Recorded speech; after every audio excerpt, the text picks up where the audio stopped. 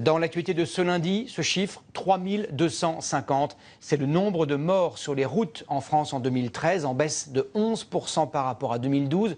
Jamais le nombre de victimes de la route n'avait été aussi bas depuis l'instauration des statistiques de la sécurité routière, c'était en 1948.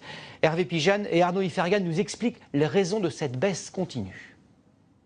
C'est une courbe qui baisse sans discontinuer depuis 2002.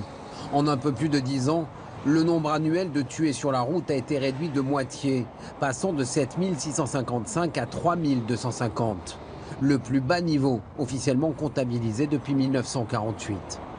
Une baisse spectaculaire que l'on doit une fois encore à l'effet radar. L'apparition à la mi-mars de voitures banalisées capables de flasher dans les deux sens de circulation a immédiatement entraîné une importante baisse de la mortalité.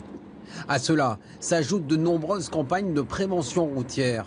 Un effet communication, là encore indéniable sur le comportement des conducteurs. Des conducteurs qui font plus attention, de peur de perdre leur permis, mais aussi pour des raisons économiques. Conduire plus souple et moins vite fait baisser la consommation de carburant. Et puis en 2013, du fait de conditions météo médiocres, les trajets ont aussi été moins nombreux. À prendre en compte également les progrès technologiques qui rendent les véhicules plus sûrs. L'automobile est de plus en plus sûre.